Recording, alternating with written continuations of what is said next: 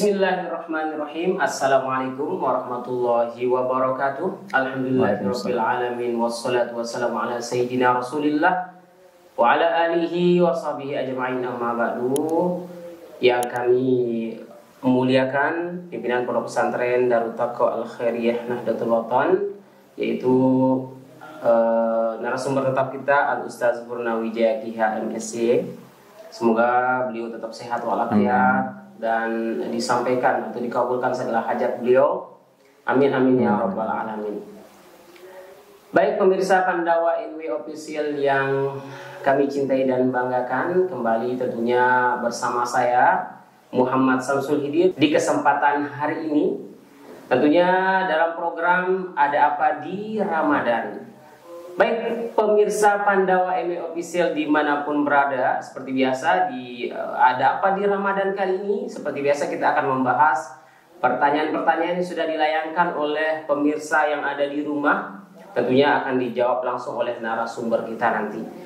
Pemirsa Pandawa NW Official dimanapun berada, tanpa mengulur waktu lagi, kita akan mulaikan begitu pertanyaan-pertanyaan yang sudah dilayangkan dan langsung akan dijawab oleh Ustaz di kesempatan hari ini. Ustaz, langsung tanpa mengulur waktu lagi, ada beberapa pertanyaan ini. Yang pertama, bagaimana hukumnya jika lupa berniat puasa pada malam harinya dan baru ingat di pagi harinya? Silakan. Oke, baik. Bismillahirrahmanirrahim. Assalamualaikum warahmatullahi wabarakatuh. Alhamdulillah wassalatu wassalamu ala sayyidina Rasulillah, amma ba'du. Pertanyaan yang pertama pada kesempatan hari ini adalah bagaimana hukumnya seseorang lupa berniat di malam hari bulan Ramadan, kemudian dia baru ingat pagi harinya. Kita jawab bahwasanya salah satu dari rukun puasa itu adalah niat. Niat ini menjadi rukun, maka wajib hukumnya bagi setiap orang yang hendak berpuasa itu berniat di malam hari di bulan suci Ramadan. Jadi tidak boleh tidak berniat, karena kalau tidak berniat berarti dia tidak mencukupi rukun. Manakala pekerjaan itu tidak cukup rukunnya, maka pekerjaannya menjadi tidak sah. Dengan demikian, orang yang lupa berniat di malam hari di bulan Ramadan itu baru ingat pagi harinya, maka hukum puasanya tidak sah. Nah, oleh karena itu dia hari tersebut tidak dianggap berpuasa. Jadi tidak dianggap berpuasa. Kenapa? Karena tadi tidak cukup rukunnya itu. Nah, kewajiban berniat ini itu di bulan puasa sangat panjang waktunya, karena kita harus tertidur, ya. Jadi harus kita tidur malam hari, maka dikhawatirkan kita tidak berniat. Karena kita dikhawatirkan tidak berniat, maka niat puasa Ramadan itu, khusus ibadah bulan suci Ramadan itu adalah boleh dari sejak terbenam matahari sampai dengan subuh, sampai dengan terbit fajar gitu, menjelang subuh ya. Jadi menjelang subuh itu boleh berniat. Oleh karena itulah kita ketika sholat tarawih itu, kita di Nahdlatul Watan atau di NU ya, itu berniat di ketika tarawih. Nawaitu shauma gadin an ada ifar di syahri Ramadan hadis sanatillahi ta'ala. Itu untuk menjaga itu, supaya kita tetap berniat di malam hari di bulan Ramadan. Nah, tetapi bacaan itu belum cukup dianggap niat. Jadi niat itu harus yang di dalam hati. Mahalluha al-qalb. Jadi tempat niat itu harus dalam hati. Maka ketika kita membaca itu harus ada di hati kita juga meniatkan bahwa kita hendak berpuasa. Nah, itu baru cukup niatnya. Jadi kalau hanya berniat nawaitu shauma gadin tapi tidak di hati, tidak cukup. Atau lebih baik tidak usah ikut saja membaca, tapi langsung berniat dalam hati. Nah, itu cukup ya. Kenapa? Karena berdasarkan sabda Nabi SAW, "Malam yubaitis siyama minal laili fala siyama lahu." Barang siapa yang tidak meniatkan untuk berpuasa pada malam hari, maka tidak ada puasa baginya, alias puasanya tidak sah. Nah, oleh karena itu harus diperhatikan bahwa kita harus berniat setiap malam bulan puasa. Nah, ini mohon maaf Ustaz, ada permasalahan di mana kalau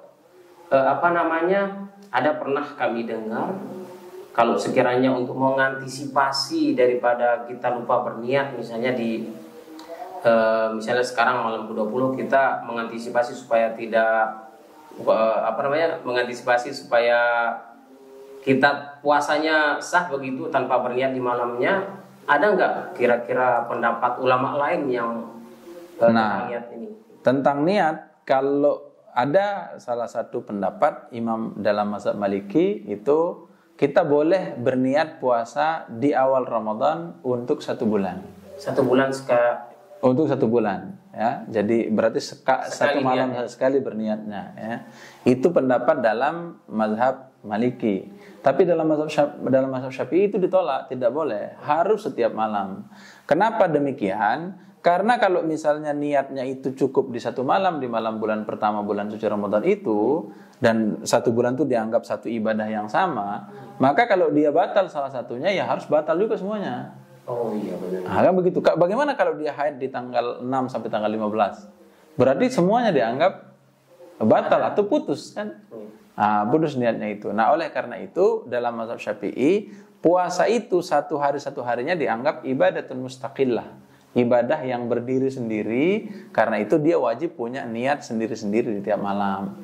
Supaya tadi, karena kalau kita anggap dia 1 bulan itu adalah ibadah yang satu, ya harusnya tidak boleh ada yang bolong, tidak boleh ada yang jeda gitu, baru dianggap satu kesatuan gitu. Nah ini logika dan pendapat dalam mazhab Syafi'i. Sekalipun demikian, kita untuk mengantisipasi, para ulama kemudian membolehkan untuk kita bertaklid kepada mazhab Maliki dalam hal berniat ini. Jadi kita di malam pertama Ramadan itu bertaklid. Jadi kita sebut diri bertaklid, saya bertaklid kepada Imam Maliki untuk baru kita berniat. Nawaitu shauma syahri Ramadan kulli. Jadi kita bilang begitu, aku berniat puasa di bulan Ramadan seluruhnya. Jadi nawaitu shauma syahri Ramadan kulli. Jadi semuanya itu, semua Ramadan itu kita niatkan. Dan itu harus di tanggal 1. Kalau di tanggal 2 sudah tidak boleh, tanggal 3 sudah tidak boleh. Apalagi tanggal 20 sekarang misalnya ya. Jadi tidak boleh, harus di tanggal 1 saja. Dan itu niatkan diri bertaklid. Nah, apa tujuannya itu? Jika suatu hari nanti, entah itu di tanggal, tapi tetap wajib berniat setiap malam ya. Setiap malam wajib berniat, walaupun sudah berniat seperti itu gitu ya. Nah, kalau misalnya ada kemudian malam yang kita lupakan, mungkin karena kita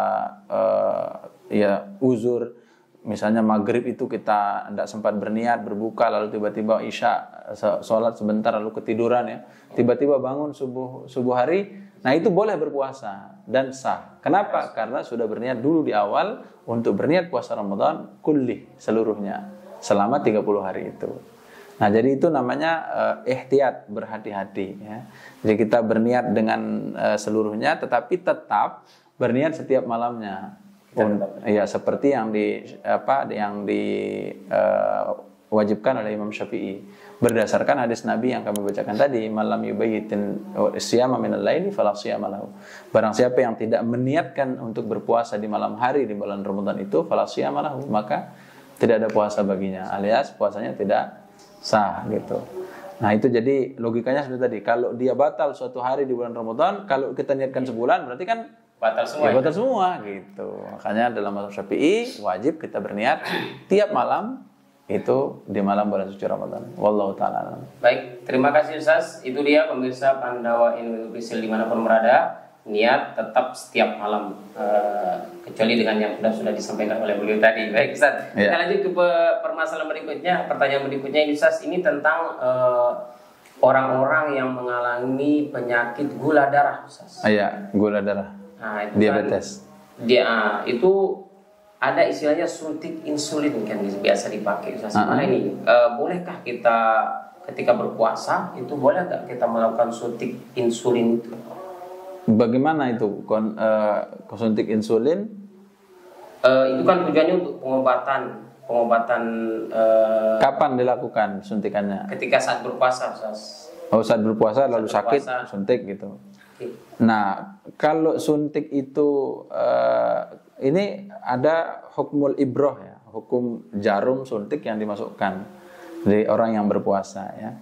Jadi ada perincian oleh para ulama disebutkan itu jika suntikan itu lil giza, ailit tagozi ya, untuk mendapatkan gizi dan kesehatan, mendapatkan gizi dan kekenyangan, kemampuan untuk menahan lapar ya, maka ini membatalkan. Jadi dia membatalkan. Kenapa? Karena tadi itu dianggap makan minum dalam bentuk yang lain. Jadi mensuntik diri untuk makanan supaya tidak terasa lapar misalnya. Nah, tapi kalau dia adalah suntik dalam arti untuk mengobati, ya, nah ini tidak ada masalah, ya. Jadi itu namanya boleh. Kenapa? Karena menyuntik orang yang sedang sakit. Nah, termasuk misalnya tadi itu ada orang yang di tengah hari dia tiba-tiba sakit dan itu membutuhkan untuk obat suntik tadi itu yang tidak dikonsumsi dalam bentuk dimasukkan ke mulut, maka itu boleh dilakukan. Jadi karena dia tidak tidak masuk ke dalam rongga yang terbuka, tidak masuk ke dalam yang kemarin kita bahas tuh wusul ain ilal jauh, sampainya benda ke rongga yang terbuka. Ya. Jadi jawabin manfazin gitu, rongga yang terbuka. Nah, kalau misalnya disuntikannya di bahu atau di paha atau di ini ya, di pinggul, itu ndak dianggap lubang yang terbuka, maka dia masih boleh dilakukan, ya. Alias tidak membatalkan puasa seseorang gitu, ya. Baik, itu dia. Begitu. Nah, itu jawabannya. Siap. Terima kasih, Ustaz. Baik, itu dia pemirsa yang ada di rumah. Selama suntik itu tidak masuk ke rongga yang terbuka, itu satu, dan tidak untuk gizi. Dan tidak untuk gizi. Tidak untuk menahan lapar. Hanya untuk pengobatan. Hanya pengobatan. Boleh. Baik, pemirsa Pandawa NW Official, masih tentunya kita di program Ada Apa di Ramadan. Baik Ustaz, masih mengenai suntik. Kalau tadi suntik insulin Ustaz, nah ini bagaimana Ustaz kalau infus? Infus kan dalam bentuk suntik, tapi gimana Ustaz? Nah, infus kalau kasusnya adalah infus, walaupun itu untuk orang sakit ya, tetapi infus itu di sana biasanya dimasukkan obat yang untuk tenaga, litagoziatul giza ya, untuk tenaga. Nah, maka ini hukumnya bisa disamakan dengan makan. Karena apa? Karena ya itu makan dalam bentuk lain gitu. Maka orang yang berinfus itu hukumnya dapat membatalkan puasa. Karena tadi di sana dimasukkan makannya, di sana dimasukkan minumnya, karena memang tidak bisa masuk lewat sini gitu. Ya, demikian. Allah alam. Baik, terima kasih. Saya sempat diinfus dulu Ustaz. Di puasa. Pada saat puasa. Kalau itu enggak kemarin. Ya enggak batal kan, tidak ada masalah. Kan ada yang batal. Enggak ada yang batal.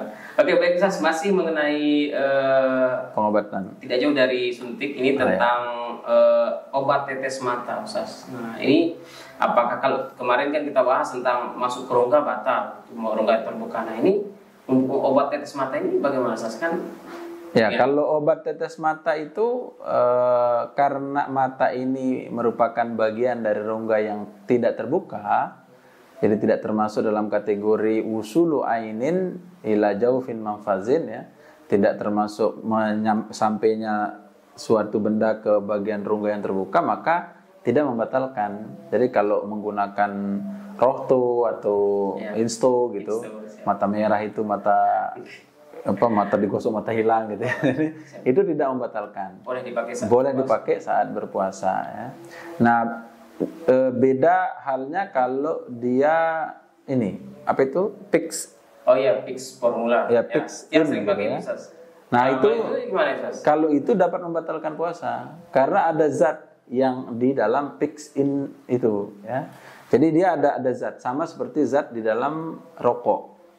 Nah, rokok itu kan membatalkan puasa karena ada nikotin dalam asap yang dihirup itu. Nah, begitu juga dalam Pix ini.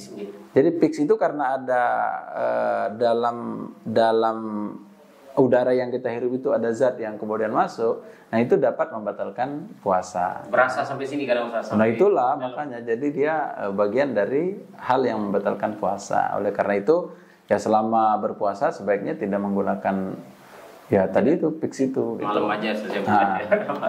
Oke, baik. Itu sudah cukup Ustaz? Oke, baik, terima kasih pemirsa Pandawa NW Official, masih di program Ada Apa di Ramadan, dan itu dia beberapa tentang suntik, obat tetes mata ataupun infus dan sebagainya. sudah sangat jelas dijabarkan oleh narasumber kita. Baik Ustaz, masih pertanyaan berikutnya. Kalau ini bukan tentang obat-obatan Ustaz, ini tentang kalau orang misalnya terpaksa bekerja harus gitu, dan dia capeknya luar biasa banget. Nah ini kira-kira apa boleh dibatalkan puasanya atau bagaimana Ustaz? Bekerja berat. Bekerja berat Ustaz. Ya, kalau dia pekerjaan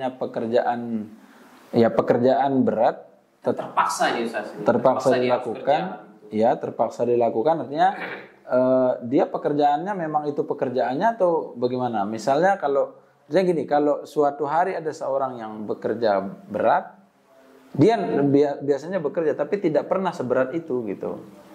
Nah, akhirnya ketika berpuasa dia kemudian mengalami dehidrasi misalnya.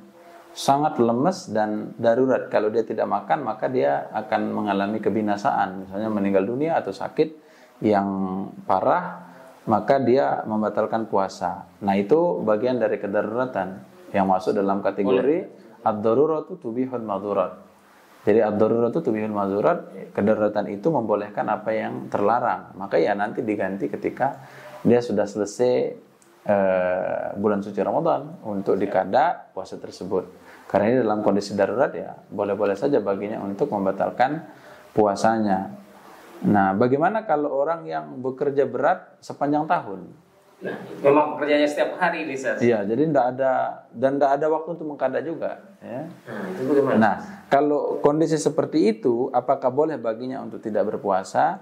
Nah, di dalam beberapa kitab para ulama disebutkan pekerjaan berat yang yang menyebabkannya tidak bisa berpuasa itu tidak membuatnya menjadi boleh untuk berbuka.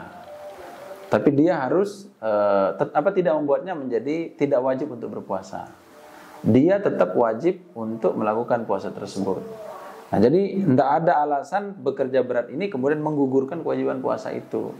Nah, oleh karena itu dia harus tetap berpuasa. Kalau dia tidak mampu berpuasa, dia tetap dalam tanggungannya, fi zimmatihi, di dalam tanggungannya kewajiban puasa tersebut, yang harus dia kada nanti ketika di luar bulan suci Ramadan. Kalau sepanjang tahun itu dia tidak ada waktu untuk kada, maka akan ketemu dengan Ramadan berikutnya. Dia kena lagi dengan fidyah. Sebagaimana penjelasan kalau ada kada Ramadan yang ketemu dengan puasa berikutnya kan harus bayar fidyah plus kadanya juga masih. Nah, oleh karena itu akan menjadi fizimmatihi abadan abada, akan menjadi tanggungannya dia sepanjang tahun itu sampai dia tua.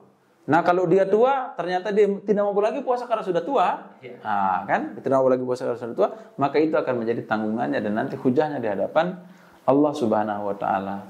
Nah, oleh karena itulah beberapa ulama kemudian menyarankan pekerjaan itu ya jangan, kalau memang terlalu berat seperti itu dan tidak ada kesempatan untuk beribadah, tadi dapat mengganggu ibadah, maka carilah pekerjaan yang lain. Jadi carilah pekerjaan yang lain. Sama misalnya kita bagaimana hukum orang tidak berjumat, melaksanakan ibadah Jumat gara-gara bekerja. Nah, tanggungan Jumatnya itu tidak gugur, ya. Oleh karena itu, kalau ada tempat kita kemudian bekerja dan tidak membolehkan kita untuk Jumatan, ya sebaiknya tinggalkan pekerjaan tersebut, gitu ya. Carilah pekerjaan yang lebih manusiawi lah, ya. Nah, yang tetap menjunjung hak-hak kita untuk melaksanakan ibadah kita, gitu. Ya kan, pekerjaan puasa Ramadan ini kan tidak sepanjang waktu, toh. Nah, pekerjaan Ramadan itu hanya sekali setahun saja, gitu. Nah, maka harusnya pekerjaan yang bisa kita lakukan adalah pekerjaan yang ia memberikan kita celah untuk dapat melaksanakan ibadah tersebut dengan maksimal. Dan puasa Ramadan itu kan tidak harus mengkat gitu loh. Mengkat pekerjaan kita, tapi pekerjaan-pekerjaan yang lebih ringan untuk bisa kemudian kita melaksanakan ibadah puasa tersebut, ya. Demikian Allah taala. Baik Ustaz, masih satu pertanyaan lagi. Ini Mas berkaitan tentang hal-hal yang membatalkan pahala puasa. Apa saja nih Ustaz? Iya, jadi hal-hal yang membatalkan pahala puasa itu memang ini perlu ini untuk kita sering-sering sampaikan juga ini, ya. Jadi puasa itu ada yang kategorikan pembatal puasanya langsung, ada yang dikategorikan pembatal pahala puasanya. Nah, yang terkategori pembatal puasanya langsung itu adalah makan, minum, berjima di siang hari berpuasa, muntah dengan sengaja, hilang akal dan lain sebagainya. Yang sudah maklum, sudah masyhur ya. Nah, kalau yang membatalkan pahala puasa ini adalah pekerjaan-pekerjaan yang kadang-kadang tidak kita sadari. Itu berdasarkan hadis Nabi Shallallahu Alaihi Wasallam, khamsun yuktirna. Ada 5 hal yang dapat membatalkan puasa, dalam tanda kutip pahalanya. Jadi yang pertama adalah al-kazibu, berdusta, itu membatalkan pahala puasa. Kemudian wal ghibatu, menggibah, membicarakan orang lain, itu membicarakan keburukan orang lain, menggibah orang lain ya. Wan namimatu, mengadu domba ya. Mengadu domba itu di si A mengatakan ini, di si B mengatakan begitu untuk mempermusuhkan dua orang tersebut. Itu an-namimah namanya. Kemudian yang ketiga adalah an-nadhar bisyahwat. Jadi melihat sesuatu dengan syahwat, dengan yang membuat naiknya syahwat gitu. Jadi membuat syahwatnya jadi naik dengan melihat sesuatu itu. Entah itu bentuk tayangan, entah itu bentuk langsung, entah itu perbuatan-perbuatan lain pokoknya yang dapat membangkitkan syahwat. Ya misalnya berdiri di pinggir jalan gitu untuk melihat-lihat ya gitu, cuci mata dan lain sebagainya, ini perlu dihindari ya, hati-hati. Ngabuburit tapi kalau udah melihat-lihat yang enggak kan udah bersyahwat, maka itu bisa membatalkan puasa, pahala puasa. Kemudian yang terakhir adalah al-yaminul ghamus. Al-yaminul ghamus itu artinya bersumpah palsu di hadapan pengadilan. Misalnya dia dihadirkan untuk menjadi saksi di pengadilan, lalu dia telah disumpah mengatakan saya akan mengatakan yang sebenarnya dan tidak akan berkata kecuali yang sebenarnya. Nah, tetapi kemudian penyampaiannya itu rekayasa semua. Jadi rekayasa semua, tidak ada yang benar gitu. Nah, itu membatalkan pahala puasa juga ya. Nah, ini 5 hal yang disebutkan oleh Rasulullah sallallahu alaihi wasallam yang dapat membatalkan pahala puasa seseorang. Demikian Allah taala alam. Baik Ustaz, itu dia 5 pertanyaan pemirsa yang ada di rumah. 5 pertanyaan sudah dijawab oleh narasumber kita. Terima kasih Ustaz atas jawaban-jawaban yang sudah disampaikan. Semoga terjawab bermanfaat buat kita semua yang ada di rumah juga. Buat pemirsa yang ada di rumah yang tentunya yang ingin bertanya kembali ke Ustaz langsung, bisa layangkan pertanyaannya lewat media sosial kami yang ada di bawah ya. Baik, dengan demikian berakhir perjumpaan kita di kesempatan hari ini. Kita akan ketemu kembali di pertemuan berikutnya. Terima kasih atas segala perhatian. Terima kasih Ustaz atas kehadirannya dan kita hari perjumpaan kita ini dengan sama-sama melapaskan alhamdulillah. Sekali lagi terima kasih atas segala perhatian. Mohon maaf atas segala kekurangan. Wallahul muwaffiq wal hadi ila sabilir rasyad. Assalamualaikum warahmatullahi wabarakatuh.